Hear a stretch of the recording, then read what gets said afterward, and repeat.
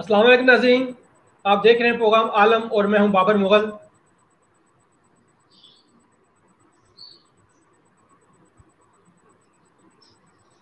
और मैं हूँ नौरीन नूरानी, आपकी होस्ट।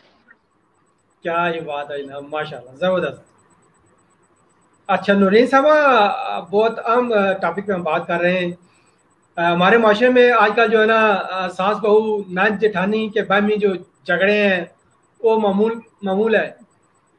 तो आज जो टीवी और मीडिया कॉमेडी में इन्हीं झगड़ों की तस्वीर भी की जाती है। तो बात करने का मकसद ये है कि ये झगड़े हमारे माशरे में एक रच बस से गए हैं। आप क्या कहती हैं, इस पे हम बात करेंगे। हाँ जी।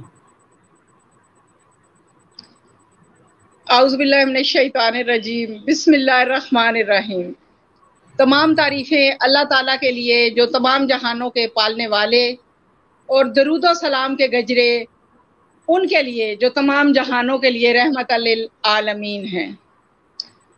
मेरे रूहानी और नफ्सियाती काउंसलिंग के 34-35 साल तजर्बे के दौरान जो सबसे मुश्किल मसला जो आज तक हल नहीं हो सका, वो सास बहू का है। जी जी। मेरे ख्याल से दुनिया में एक ही औरत खुशकिस्मत गुजरी है जिसकी ना तो कोई सास थी, ना वो किसी की बहू थी, ना कोई उसकी बहू थी, और वो थी हजरत हव्वा। जी बेशक। ठीक है। बहुत प्यारी बात की आपने। हाँ, अब तक जितने भी मसाइल मेरे सामने आए, उनमें सबसे जो मुश्किल जो आज तक हल हो ही नहीं सका, वो है सास बहू का जो झगड़ा है। ऐसे कई उसका केसेस आपके सामने आए होंगे। वो ऐसे जी कई जी जी केसेस जी आपके सामने आए होंगे। जी, रोजाना ये मसले मेरे सामने पेश किए जाते हैं, लेकिन आज तक इसका फैसला नहीं। मैं तो क्या, इसका फैसला पता नहीं, कोई भी हकीम लुकमान भी कब्र से उठ के आ जाए वो भी नहीं कर सकता। ठीक है। बहरहाल, सास गलत है या बहू गलत है, इसका फैसला आज तक नहीं हो सका। बड़े बड़े जो मैं कह रही हूँ, अमेरिका के और लंदन के और दूसरे तीसरे दुनिया के थिंक टैंक को बुला लेना, अगर वो हल कर जाए तो मैं मान जाऊं सास बहू का मसला।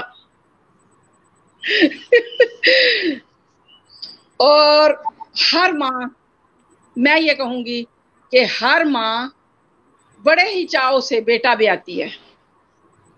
जो मेरी फीलिंग है, एहसासात हैं, जब मैं मसले सुनती हूँ तो जो मेरे दिल के अंदर जो बातें पैदा होती हैं वो उनको बयान करना चाहूंगी। बेटा भी आती है, बहू घर में आती है, कुछ दिनों बाद एक जंग शुरू हो जाती है। कभी सर्द जंग, कभी गर्म जंग। बेटा बेचारा कभी फुटबॉल बन जाता है, कभी मुकम्मल बीवी के कब्जे में, कभी मुकम्मल माँ के कब्जे में। मुझे इस जगह पे मर्दों पे बड़ा ही तरस आता है, बहुत तरस आता है। सास की अपनी राय है तो बहू की अपनी राय है। मतलब मर्दों को आपने मजलूम बना दिया। जी, इस मामले में हैं, माने के हैं। मैं चंद बातें करना चाहूंगी। सासें भी जो बूढ़ी बूढ़ी आती हैं मेरे पास, वो आखिर में बात करूंगी। अब सबसे पहले तो मैं बहू से ये कहूंगी कि दुनिया की एक बहुत बड़ी हकीकत है कि एक औरत 9 माह बच्चा पेट में रखती है, फिर उस कर्ब से गुजरती है जो दर्द से बड़ा दर्द है, फिर इस बोझ को सीने से चिमटा कर 2 साल तक अपना दूध पिलाती है, फिर यानी कि 9 माह वो और 2 साल ये, तकरीबन 3 साल 4 साल वो बच्चा उसकी गोद के अंदर ही तहलील रहता है। फिर रातों को उस नन्हे शहजादे के लिए अपनी नींदें खराब करती है, खुशी खुशी, गुस्से से नहीं, खुशी खुशी। शहजादा की फिर बात की आपने, शहजादी भी तो हो सकती है शहजादा। जी, शहजादियां भी होती हैं, बिल्कुल एक ही बात है, लेकिन चले मैं सास बहू की बात कर रही हूँ ना, दामाद के ऊपर भी आ जाएंगे किसी दिन।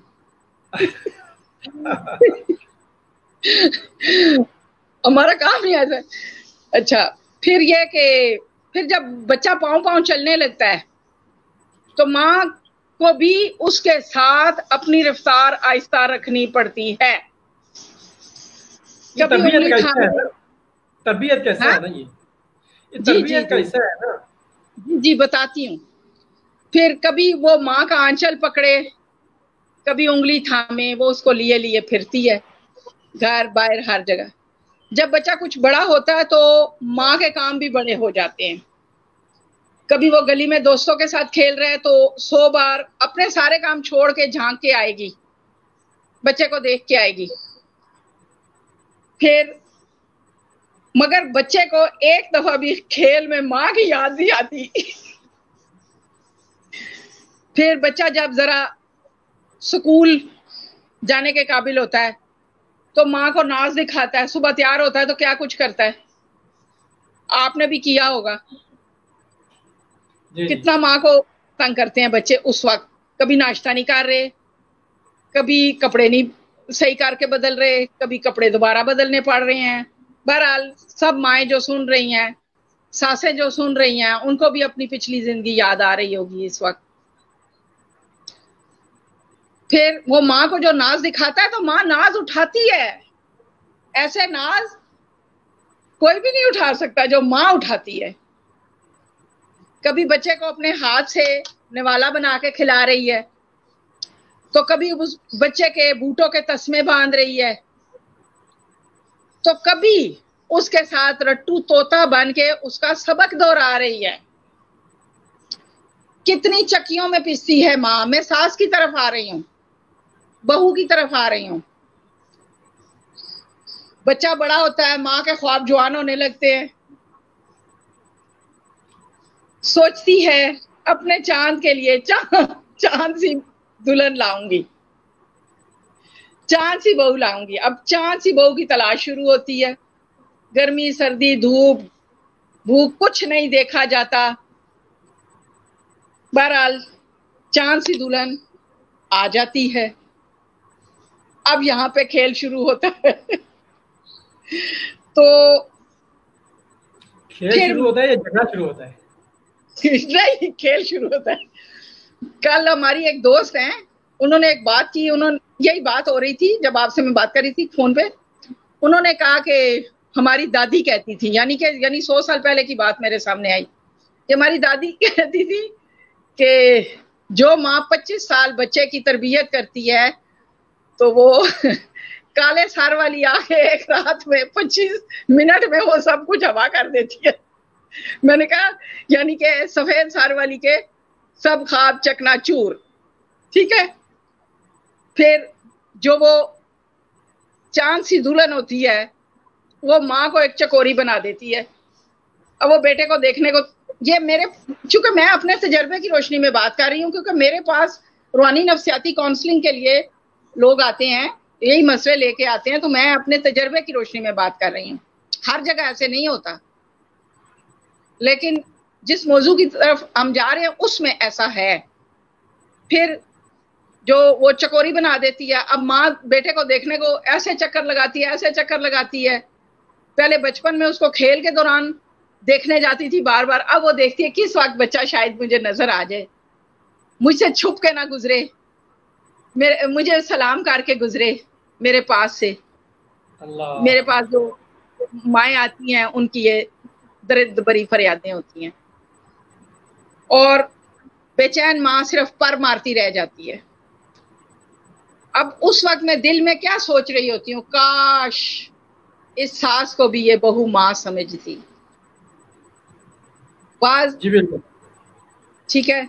अच्छा, अब बाज सासों की बहुत सारी बहुएं होती हैं, कुछ अच्छी माओं की बेटियां होती हैं। मैं ये नहीं कहती कि वो जो फोहड़ होती हैं या जो सास को सताने में कमर कस लेती हैं वो कोई बुरी माओं की बेटियां होती हैं, लेकिन वो बताती हैं कि हम किस माँ की बेटी हैं। ये बात पक्की है, बेटी माँ की तरबियत लेकर आती है। फिर कभी एक सास की बात बताती हूँ। वो बेचारी ना बहुत रोती थी, मेरे पास आती थी और बहुत रोती थी, और वो कहती थी कि मेरी बहू, उनकी एक ही बहू, उनकी 4 बहुएं थी, हाँ 4 बहुएं थी, तो वो एक जो थी वो बिल्कुल काम नहीं करती थी, और वो बिल्कुल काम नहीं करती थी। लेकिन वो जाहिर है बंदा भूखा तो होता है, काम करे ना करे उसे टाइम पे भूख तो लगती है। तो वो खाने पीने के वक्त तो वो एक मुहावरा मिसरा बोलती थी, आए नहीं थी ये कह दसई माड़ी नू मिकी एडा सताया रोटी पकानियां आंडी पकानियां बुढ़ियां हड्डियां ते काम करनियां ते जिसले रोटी पकाई रखनियां ते ओही वाली गल आ जे आखे सिर बद्धा ते चुंझ नरोई खान पीन ने वेले हाजिर होई। यानी के बहू खाने पीने के वक्त छकेर पे आके बैठ जाती थी। 7-8 साल सिलसिला चलता रहा। वो सास बर्तन भी धोती रही, वो उसका मियाँ भी बर्तन धोता रहा। आखिर उन्होंने फिर वहां पे फैसला ही हो गया। अब वो लड़की अपनी मजलूमियत की दास्तानें हो सकता है पूरे माशरे को सुनाए और सब लोग यकीन भी कर लें, लेकिन अल्लाह तो जानता है किस वजह से ये अलहदगी हुई। थक गए, माँ बेटा थक गए, क्योंकि आखे सिर बद्धा ते चुंझ नरोई खान पीन ने वेले हाजिर होई। तो 7 साल जब सिर्फ खाती ही रही है और सर बांधे रखा और बीमार बनी रही है, तो आखिर बीमार को कोई कितने दिन बर्दाश्त करेगा, कितने साल बर्दाश्त करेगा। फिर बाज बहुएं ऐसी भी सासें मेरे पास आई हैं, रोती हैं कि हमारे पोते, ये बहुत बड़ा हथियार है जी बहू के पास, बदतमीज बहू के पास, वो उसके पोते पोतियों को उसके सामने मारती हैं। तो वो दादी को या दादा को बहुत दुख लगता है। ये मेरी तमाम बहुओं के नाम पैगाम है कि वो अपना फ्यूचर तबाह कर रही हैं। वो बच्चों को मारती हैं सिर्फ अपनी सास ससुर को सताने के लिए। तो वो मार किसको रही हैं? अपने बच्चों को, अपने बच्चों की नफ्सियात बिगाड़ रही हैं। तो सास तो हो सकता है कि बच्चे के जवान होने तक या पहले ही मर जाए, लेकिन वो माँ उसकी जान बख्शी नहीं होनी। बच्चे को जब मारा जाएगा तो बदले में वो मार ही देगा ना। अब वो मार तो रही है सास को सताने के लिए। बच्चे को बेसिकली मारना नहीं चाहिए, उसको तरबियत ये नहीं कि मार पीट कर ही उसको तरबियत की जाए जी, वो सास को सताने के लिए मारती है। ये एक नफ्सियात है, बहुत बड़ी नफ्सियात है, नेगेटिव नफ्सियात। वो अपनी सासों को, चूंकि ससुर तो घर होता नहीं, वो सास होती है घर में, सब्जी काट रही है या जो भी, तो वो अब बैठी है तो वो आएंगी बाहर निकल के बच्चे को थड़ा 2.5 साल के बच्चे को मारना शुरू कर देंगी। अच्छा, वो सास पे है और वो सास पे और निकाला बच्चे पे जा रहा है जी, अपनी सास को सताने के लिए। तो मैं ऐसी औरतों को, ऐसी बहुओं को सास दुश्मन बहू कहती हूँ। सास दुश्मन बहू। अब उसी घर में कुछ अच्छी बहुएं भी होती हैं।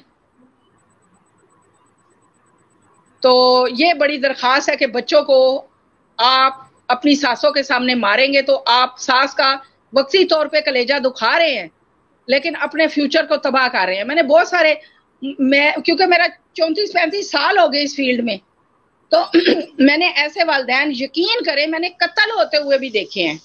जो 34 साल पहले मेरे पास मसला आया, और ज़ाहिर वाकफियत हो जाती है।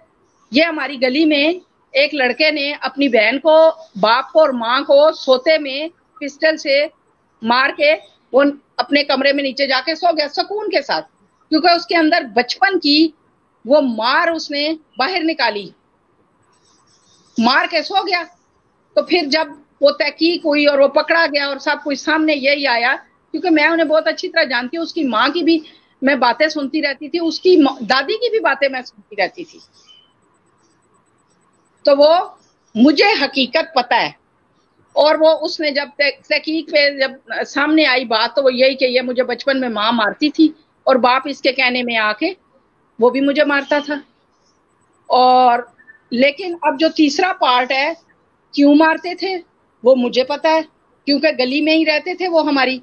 और वो मेरे पास उसकी सास भी आती थी रोने के लिए, और कभी कभार फैशन ज़दा बहू भी आ जाती थी जो अब कत्ल हो चुकी है। तो ये बहुत बड़ा एक अलमिया हमारे माशरे का, बहुत बड़ा अलमिया है माशरे का जी, बहुत बड़ा अलमिया है। तो अब हमने हाईलाइट कर दिया है, तो नेगेटिव बहुएं कान खोल के सुन लें, बच्चों को दादी दादा की जिद में मारे नहीं, वरना वो खुद अंजाम बता दिया मैंने। इसमें कोई शक नहीं। माशाल्लाह बहुत खूबसूरत बातें हो रही हैं। और नाज़रीन, ये जो बातें हैं समाजी वाले से, समाजियात पे मबनी माशरे में जो पाई जाने वाली जो खराफात हैं, उसको हम बड़ी एक नेचुरल तरीके से, जो हम जिस तरह हम बात कर रहे हैं उस तरह हम बात कर रहे हैं, अल्लाह करे इंशाल्लाह हमारा माशरा जिस तरह नूरीन नूरानी साहबा बता रही हैं इंशाल्लाह वो सुधरेगा। तो ये सिलसिला इंशाल्लाह हम ये जारी और सही रखेंगे इंशाल्लाह। तो नेक्स्ट प्रोग्राम तक नाज़रीन आपसे इजाज़त चाहते हैं। अल्लाह हाफ़िज़।